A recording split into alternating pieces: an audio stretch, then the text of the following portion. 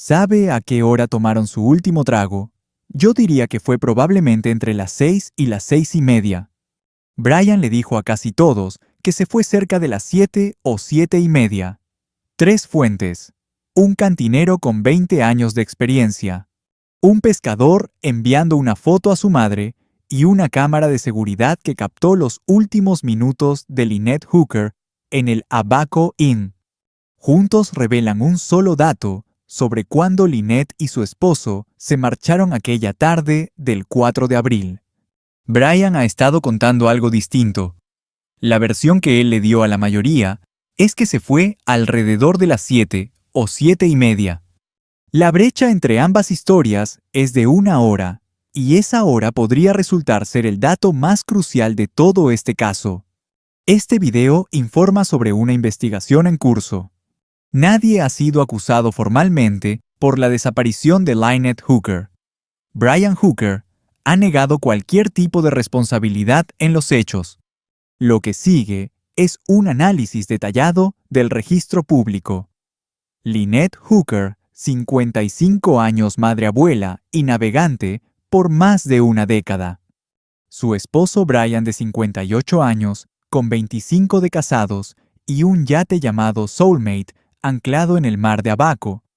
Una cena de sábado en Elbow Cay, Bahamas, un viaje en bote que debía llevarlos de regreso a su embarcación, y después el vacío.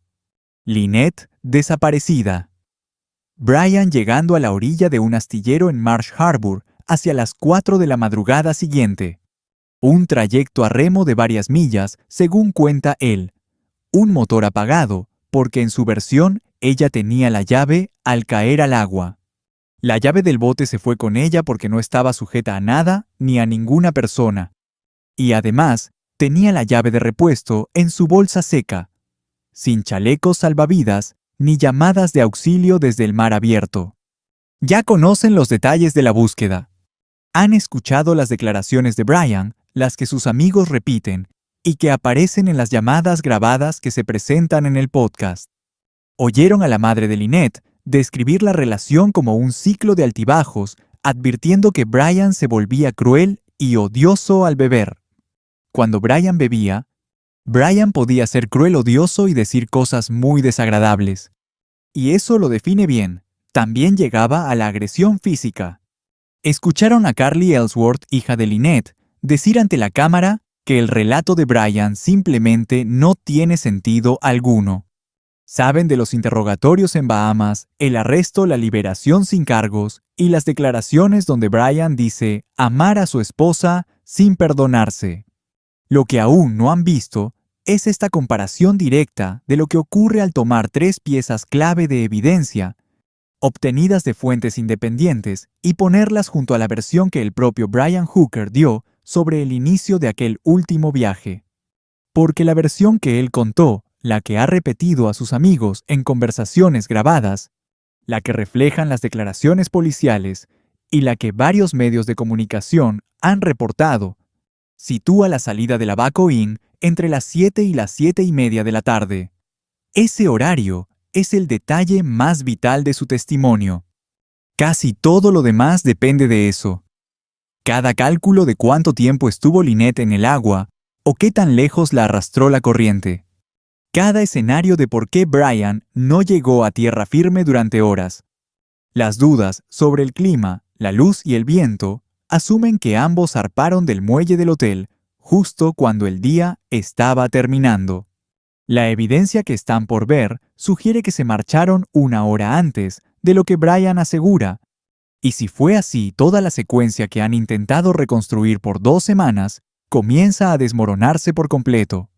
Antes del dilema de la hora, está la persona en el centro de todo esto y la gente que la amaba profundamente. Este contexto importa porque la cronología no es algo abstracto.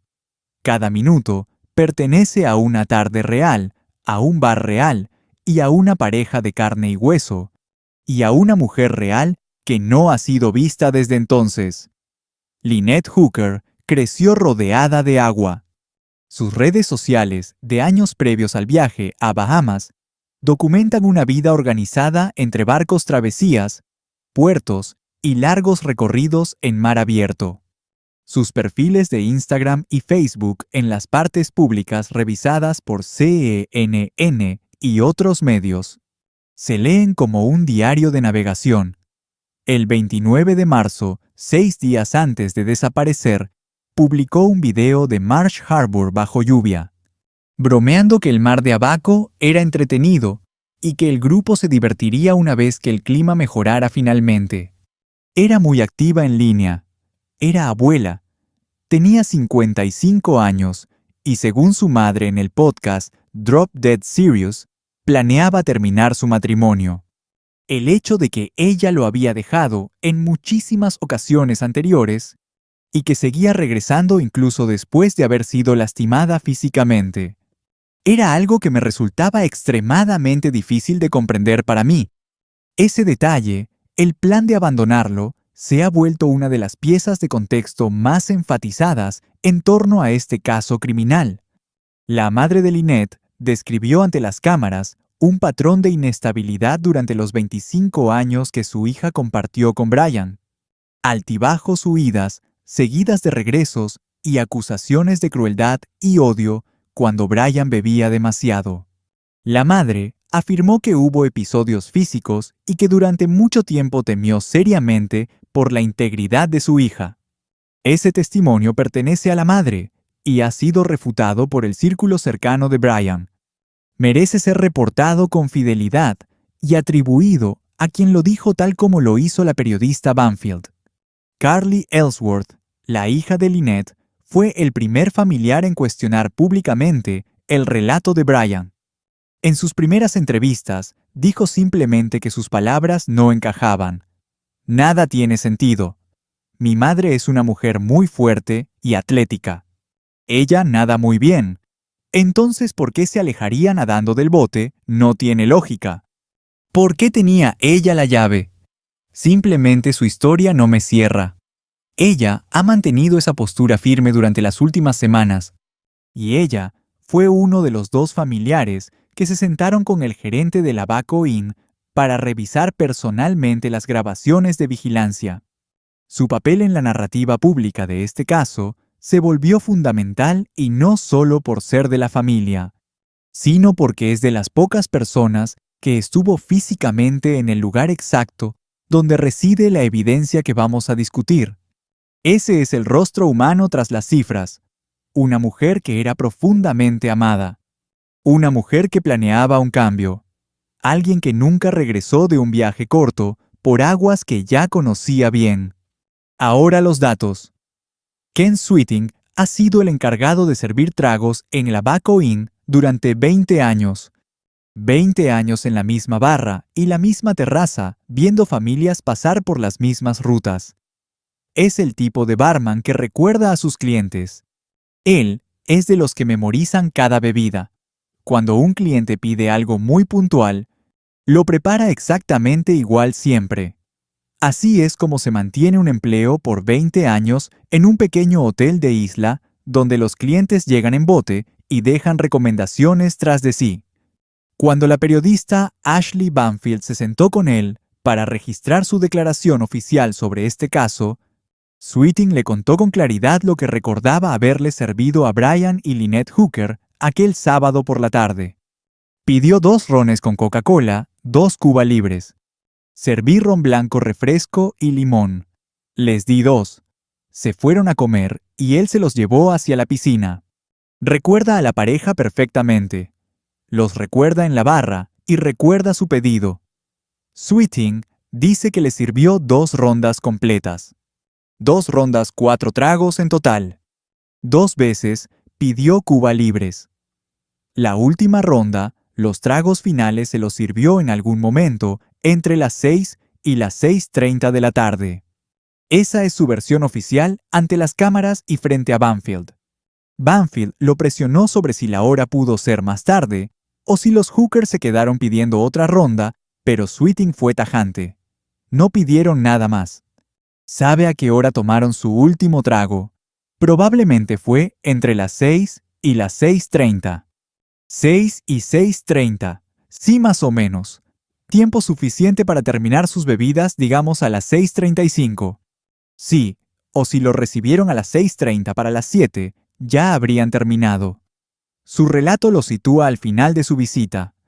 Nos está diciendo básicamente que para ese entonces la velada en su bar estaba llegando a su fin. Entonces, ¿cuándo terminó realmente ese lapso? ¿A qué hora se fueron definitivamente? Para saberlo, necesitamos una segunda fuente. Hay un detalle adicional en la entrevista con Sweeting que debemos recordar porque volverá a surgir más adelante. Sweeting no describió a la pareja como personas ebrias. Tampoco dijo que estuvieran discutiendo. No mencionó ninguna escena en la barra que llamara su atención, al menos no de la forma en que un barman nota algo extraño. 2 Cuba Libres repartidos en 2 rondas a lo largo de toda una tarde no representan, bajo ninguna medida lógica, una cantidad de alcohol capaz de incapacitar a un adulto de complexión promedio. Los describió como una pareja cenando y bebiendo tranquilamente en el bar. El sábado por la tarde, calculo que a las 4:30. El caballero se acercó a la barra. Su esposa bajó directo a la piscina. Realmente no la vi ni hablé con ella. Solo pasó por un costado.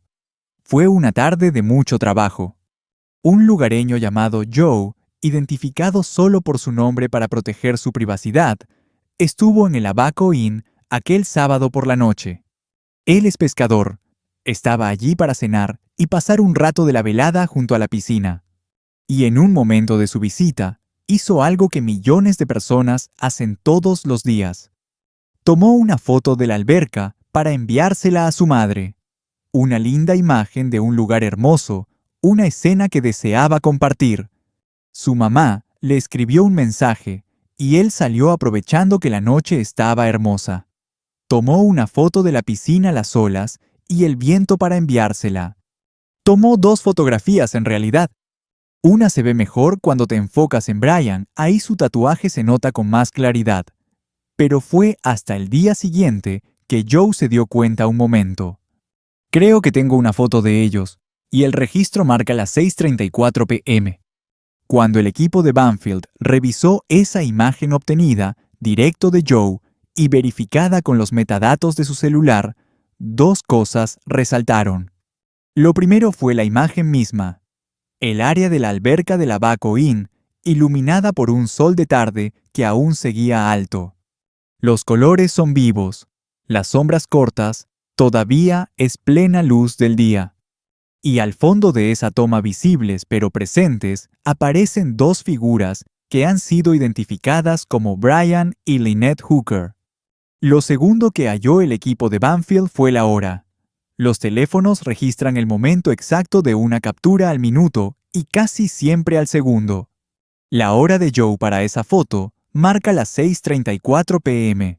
6:34 4 minutos tras la última bebida.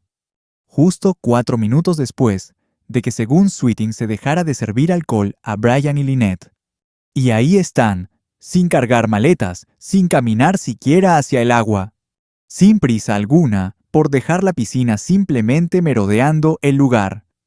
Esa foto por sí sola no responde a la pregunta de cuándo se marcharon.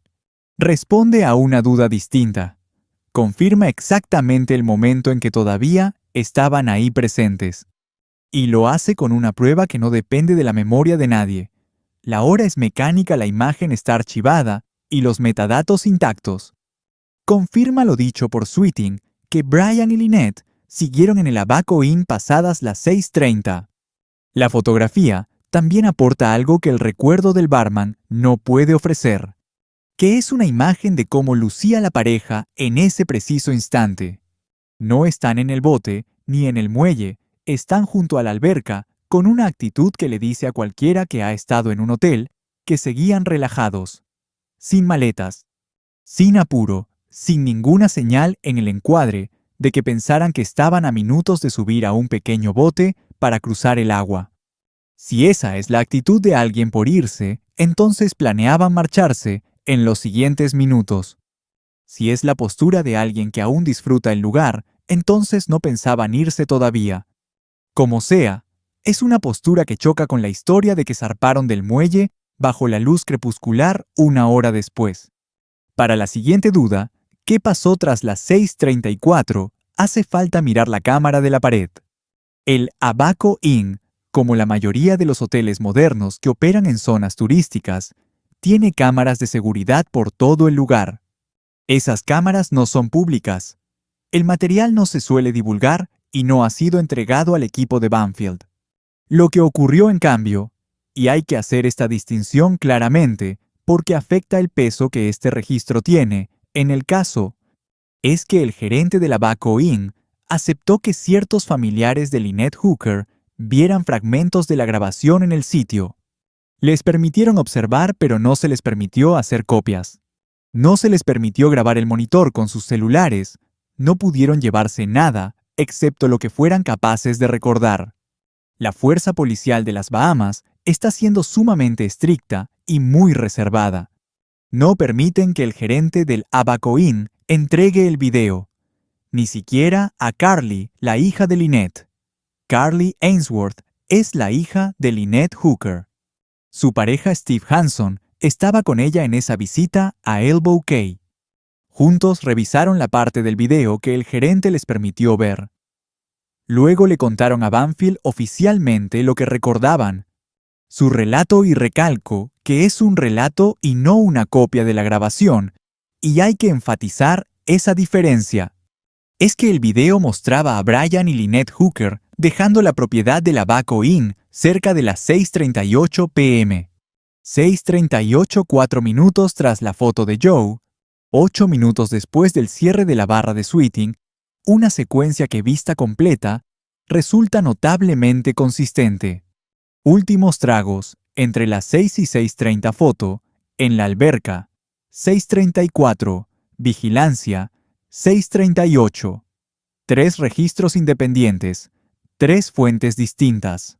La memoria de un barman, el celular de un pescador, la lectura familiar del reloj de una cámara. Todos coincidiendo en el mismo margen de 8 minutos, todos contando exactamente la misma historia. Y esa historia dice que Brian y Lynette Hooker se fueron del Abaco Inn cerca del cuarto para las 7, no a las 7, ni 7:15, ni 7:30. El detalle de la vigilancia específicamente requiere cautela, y esa advertencia debe mencionarse. Lo que Carly y Steve recuerdan no es igual al video mismo. La memoria falla. La hora en una pantalla puede estar desfasada por varios minutos. No tenían un segundo reloj para cruzar las referencias. Si alguien disputa esa lectura de las 6:38, y es posible, la solución requerirá el video original que sigue bajo custodia del Abaco Inn. Si los investigadores de las Bahamas han revisado o no ese material cuadro por cuadro y comparado su reloj interno con los registros telefónicos disponibles, es algo que aún no es público. Pero cuando 3 fuentes independientes coinciden en un margen de 8 minutos, el peso de la prueba cambia. Ya no se trata de simples coincidencias, sino de un patrón claro. Brian Hooker ha hablado sobre el 4 de abril. Lo ha hecho ante la policía y también con sus amigos más cercanos. Algunas de esas conversaciones privadas fueron grabadas por quien estaba al otro lado, y varios fragmentos se han reproducido ya en el podcast. En esas grabaciones y en su declaración oficial ante la Real Fuerza Policial de las Bahamas, y en reportajes de CNN, Fox News, CBS y medios locales de Michigan y las Bahamas, Brian sostiene que la pareja salió del Abaco Inn entre las 7 y las 7:30 de la noche. Ese horario se mantiene en todos sus relatos. La policía bahameña ha mencionado públicamente la hora de las 7:30. Una cronología muy difundida atribuye las 7:30 de la tarde a reportes policiales. Según las autoridades, Lynette y Brian Hooker partieron de Hopetown en su bote de 8 pies hacia Elbow Cay. El propio Brian, en audios grabados para el podcast, ha insistido en que salieron muy tarde aquel día. Nos quedamos demasiado tiempo. Salimos muy a oscuras. Una cadena de errores. Son sus palabras, no las mías. El ocaso el 4 de abril de 2026 en las Islas Abaco fue a las 7:42 de la tarde. Si Brian y Lynette zarparon en su bote a las 7:30, lo hacían con una luz que moría, con la oscuridad acechando rápidamente. Ese detalle no es menor. Es la base de la explicación de Brian. En su propia versión, la razón por la cual terminaron apareciendo a las 4 de la mañana en un astillero lejano es que salieron demasiado tarde aquella noche. La luz se iba y el mar se veía mucho más picado que antes. Lynette cayó, él no la vio, y el motor murió porque ella llevaba la llave. Derivó remando hasta llegar a la costa horas después. Cada parte de esa historia depende de la idea de que el viaje comenzó al final del día. Lo que sugieren estas tres fuentes independientes es que el viaje, en realidad, no comenzó al final del día. Comenzó a plena luz. A las 6:40 de la tarde, el sol seguía 1 hora sobre el horizonte. El canal entre el muelle y el anclaje estaba bien iluminado. Habría habido otros barcos navegando en ese momento. Otras personas habrían tenido la vista puesta en ese tramo del mar de Abaco. Hay mucha luz entre las 6 y las 7.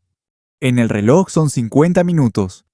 Pero en cuanto a visibilidad, condiciones del mar y posibles testigos, ese margen de tiempo lo es todo en el caso. Alguien se equivoca sobre cuándo salieron del Abaco Inn. ¿Quién y por qué es lo que los investigadores analizan ahora? Antes de seguir avanzando, si eres de los que siguen este caso, sin perderse ni un solo detalle técnico, por favor considera suscribirte al canal. Seguimos estos crímenes semana tras semana y gracias a los suscriptores es que podemos traerles estas investigaciones profundas. Volvamos a lo que esa hora perdida le hace a su versión. Brian dijo que llegó a tierra a las 4 de la mañana. Ese detalle nadie lo cuestiona.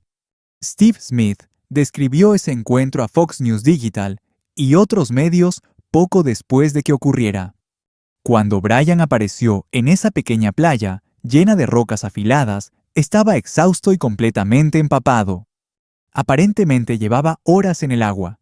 Si empezamos a contar desde las 7:30 de la tarde, el intervalo desde esa salida hasta su llegada al astillero a las 4 de la mañana es de 8 horas y media. Varios capitanes que conocen bien estas aguas han dicho públicamente que ese intervalo de tiempo resulta sospechosamente largo e inverosímil. El viaje que la pareja hacía esa noche era realmente corto. Apenas unas cuantas millas náuticas desde el Abaco Inn hasta donde su yate estaba anclado. La distancia desde Hopetown hasta donde Brian encalló en Marsh Harbor es de unas 8 millas por mar.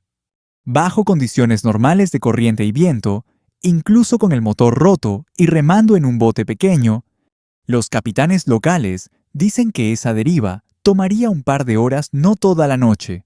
Ese tiempo requiere una explicación. Brian dio una. Habló de mar picado, un motor averiado y haber remado con fuerza contra la corriente. Los reportes sobre el clima esa noche difieren, y es una disputa que vale la pena detallar. Los rescatistas voluntarios de Hopetown registraron vientos de 18 a 22 nudos esa noche, debido a un frente frío que generó ráfagas intensas hacia la costa. El comandante de la Fuerza de Defensa de las Bahamas, Orean Deleveau, calificó el clima al inicio de la búsqueda como algo sumamente serio. En la otra cara de la moneda, el capitán Ronnie Duncan, un navegante local entrevistado oficialmente por Banfield, ofreció una versión distinta. Cuestionó la descripción de Brian sobre el mar, afirmando que el mar de Abaco no suele ponerse tan bravo a menos que haya una tormenta importante encima. Y ni siquiera es real, no puedo decir que fuera un oleaje de 3 pies. Imposible. Pero él insistía en que había olas de 2 a 3 pies, ¿verdad? No, él se refiere a un oleaje de océano abierto. Pero esto que vemos aquí se considera el mar de Abaco. Las cosas no se ponen tan feas aquí a menos que sople un viento realmente fuerte. Una tormenta, un ventarrón del noreste o algo parecido. Lo indiscutible es que la corriente de ese canal no suele mantener un bote a la deriva estático toda la noche. Ahora restemos 50 minutos al inicio de este conteo. Si la salida fue a las 6:40 y no a las 7:30, el tiempo entre la partida y la llegada al astillero ya no es de 8 horas y media. Son 9 horas y 20 minutos, casi 9 horas y media de deriva, cuando los capitanes locales estiman que el trayecto completo no debería tomar más de unas pocas horas.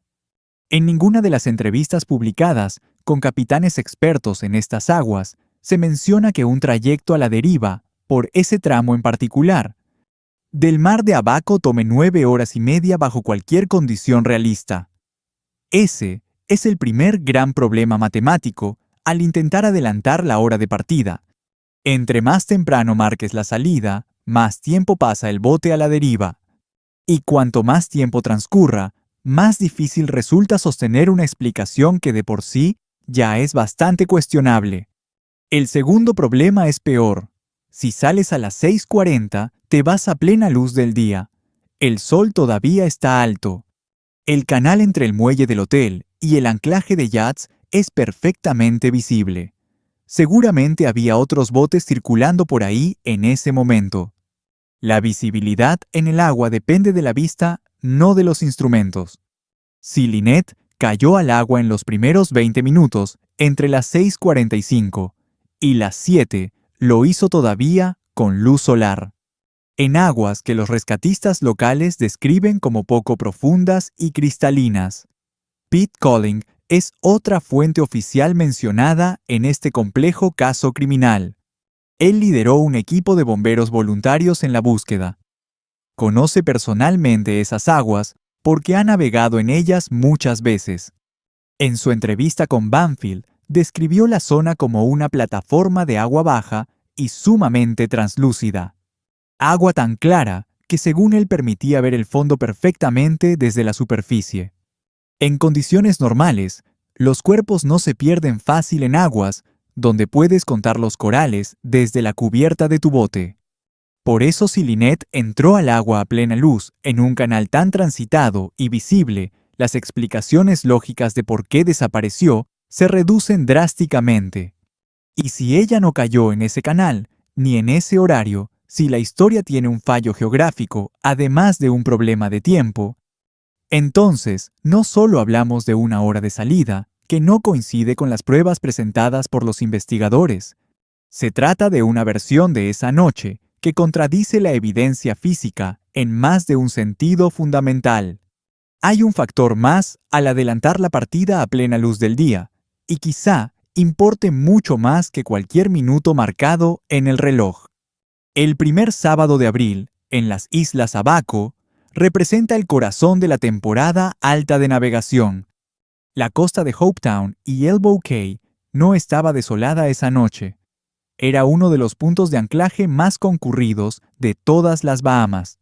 Las publicaciones en redes sociales de otros navegantes presentes esa noche, algunos contactados por la prensa local, describen un escenario muy distinto. Describieron el puerto y los canales aledaños como zonas totalmente repletas de embarcaciones ancladas.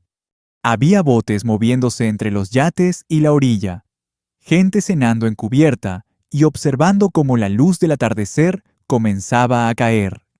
Había muchos ojos puestos sobre el agua, mirando atentamente en todas las direcciones posibles. Si sales a las 7:30, en un pequeño bote de fondo rígido, mientras oscurece, te vuelves uno más entre docenas de naves en el puerto. Estás en el agua, pero no resaltas. No hay nada en tu trayecto que llame necesariamente la atención ajena. Pero si sales a las 6:40 con luz de tarde, desde el muelle de un hotel famoso, en una costa tan fotografiada, estás a la vista de todos. Turistas tomando fotos de la piscina como hizo Joe. Personas fotografiando sus propios barcos, sus cócteles y esa vista privilegiada del océano. Muchos otros estaban mirando desde las cubiertas de los yates vecinos. Si algo inusual ocurrió en ese pequeño bote dentro del canal, una caída o un forcejeo visible en la superficie del agua, La probabilidad de que otro navegante, un teléfono o un testigo lo notara es significativamente mucho más alta. Por eso la hora de partida no es simplemente una cuestión de lo que marca el reloj. Se trata de cuántas cámaras, ojos y teléfonos apuntaban al mar de Abaco en el preciso momento en que Lynette Hooker desapareció sin dejar rastro. Es una cuestión de cuántas personas estaban vigilando el agua aquella noche. Cuanto antes se abra esa ventana de tiempo, es más probable que alguien haya visto algo. No se dieron cuenta de lo que veían en ese momento. Por eso, estas tres fuentes son cruciales. Por eso importan los 20 años del barman. Por eso la foto de Joe para su madre es vital. Por eso la grabación del Abaco Inn, cuando sea entregada y cotejada con las otras pruebas del caso, podría ser lo más importante. Esta evidencia debe ser examinada con lupa. Para entender qué implica salir con luz de día, piensen en cómo se ve realmente el puerto de Hopetown. A las 6:40 de la tarde, de un sábado despejado en abril, el Abaco Inn se alza junto a Elbow Cay. El muelle mira al mar de Abaco con el ancladero principal de yates justo al otro lado del agua. En cualquier tarde de temporada alta, ese lugar alberga decenas de embarcaciones. Algunas son botes de alquiler. Otros son yates privados o pertenecen a navegantes que recorren las Bahamas según la estación del año. El tráfico de radio en el canal VH F68 aumenta mucho al caer la tarde. Los navegantes planean cenas, coordinan traslados en botes y comparten datos sobre el clima. El atardecer en Abaco es un ritual sagrado. No exagero. Todos planean sus noches según la luz solar. Muchos brindan en cubierta mientras el sol se oculta tras el horizonte. Eso significa decenas, a veces cientos de ojos mirando hacia el oeste, recorriendo el mismo tramo de agua. Brian y Lynette habrían tenido que cruzar este tramo para llegar hasta su propio yate. Si un bote del Abaco Inn cruzó ese canal a las 6:40 de la tarde, aquel 4 de abril no pasó desapercibido. Pasó frente a un puerto lleno de gente. Así es la naturaleza misma de ese lugar. No todos estarían prestando atención ni cada persona encubierta habría tomado fotos de aquel canal. Pero la probabilidad de que alguien notara una embarcación pequeña no es algo para nada despreciable. Alguien pudo verla a una hora inusual, o notar una caída, un forcejeo, o que el bote se detuvo. Por eso la decisión del equipo Banfield de recrear la ruta del bote tiene tanto peso investigativo. Testigos que no sabían que veían algo relevante podrían, al reflexionar, recordar un detalle clave. La prensa está contactando a esos testigos. Los investigadores de Bahamas, si hacen bien su trabajo, también deberían buscarlos.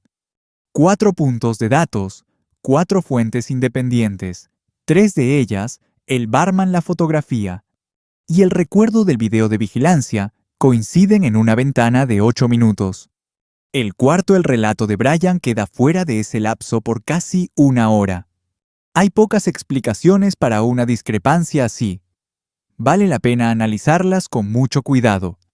La verdad es que no todas las explicaciones apuntan hacia el mismo lugar. La primera posibilidad es que las 3 fuentes acierten y el recuerdo de Brian esté equivocado. Es posible que tras una noche traumática, el sentido del tiempo de una persona falle por una hora.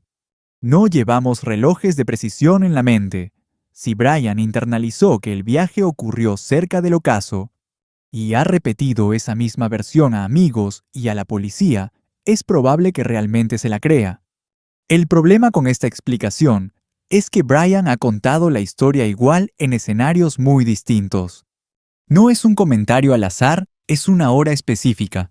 Confundirse una vez es creíble. Equivocarse por casi una hora entera de forma constante, en varias charlas, es mucho más difícil de creer.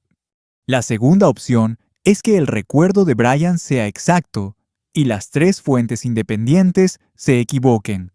Esto implicaría que la memoria de Sweeting, el registro del teléfono y el reloj de vigilancia fallaron.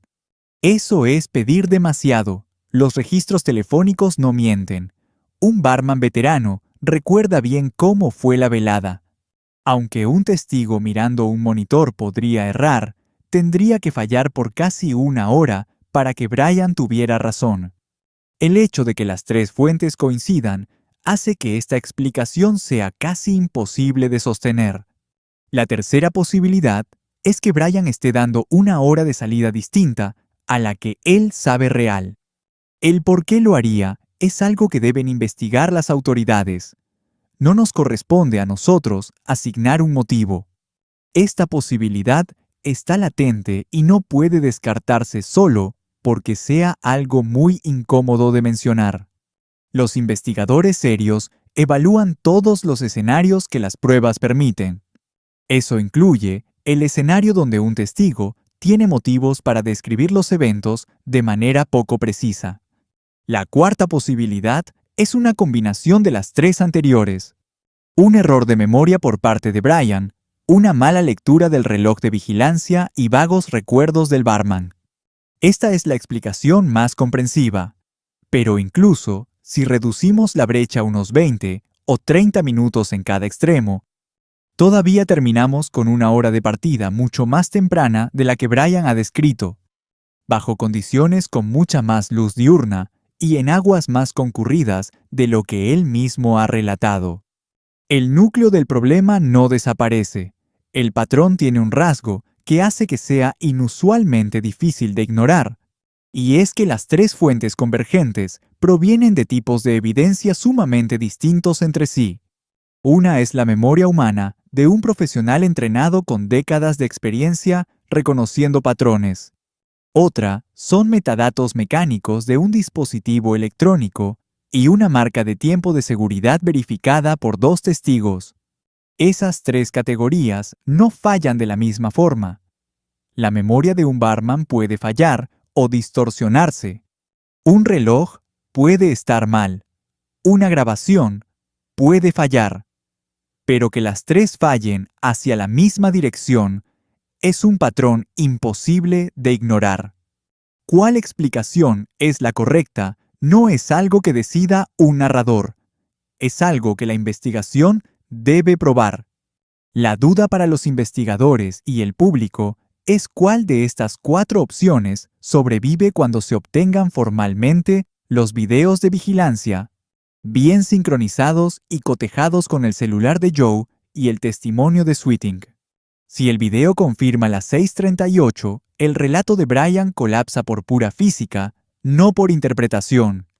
No puedes salir a las 6:38 de la tarde y llegar al astillero a las 4 de la mañana sin explicar ese tiempo. No puedes describir una partida al anochecer cuando el sol todavía estaba una hora sobre el horizonte.